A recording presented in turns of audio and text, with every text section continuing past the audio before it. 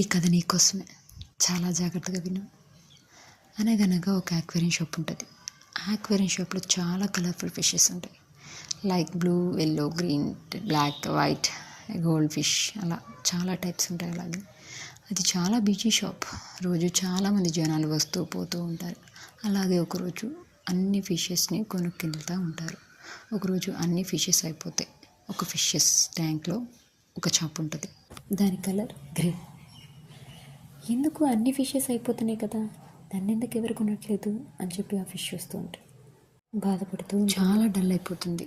నన్ను ఎందుకు ఎవరు కొనుక్కెళ్ళట్లేదు అని చెప్పి. సరే అని చెప్పి అదే రోజు ఈవినింగ్ ఆ ఫిష్ ట్యాంక్లో ఇంకో ఫిష్ వచ్చింది. ఇంకో ఫిష్ని వేశారు. ఆ ఫిష్ వచ్చి హాయ్, హలో, ఎప్పటి నుంచి ఉంటున్నావు ఇక్కడ అంటే 6 months అంటే 6 months. ఓకే, మనల్ని ఎవరు ఎటు కొనరు కాబట్టి మనం చాలా హ్యాపీగా ఉండొచ్చు. ఇక్కడైతే టైంకి ఫుడ్ పెడతారు, అది ఇది అని చెప్పి చాలా చెప్పింది. వెయిట్, ఎందుకు మనల్ని ఎవరు కొనరు అని చెప్పి ఆ ఫిష్ అని. ఇప్పుడు ఆ ఫిష్ కొంచెం స్విమ్ చేసుకుంటూ కొంచెం అక్వేరియం పై దాకా వెళ్ళి అక్కడ ఒక చిన్న పేపర్ అంటించారు కదండి. అక్కడ ఇదే మన ప్రైస్. ఈ ప్రైస్ చాలా అన్నిటికంటే చాలా ఎక్కువ. అందుకనే ఈ చుట్టూ ఉన్న సరౌండింగ్స్లో ఎవ్వరు మనల్ని కొనట్లేదు, వాళ్ళకి కొనే అంత సీన్ లేదు అని చెప్పి ఆ ఫిషెస్ చెప్పింది. అప్పుడు ఆ 2 ఫిషెస్ చాలా హ్యాపీగా ఉంటాయి. ఆ ఫిష్ ఎవరు తెలుసా? నువ్వు బాస్.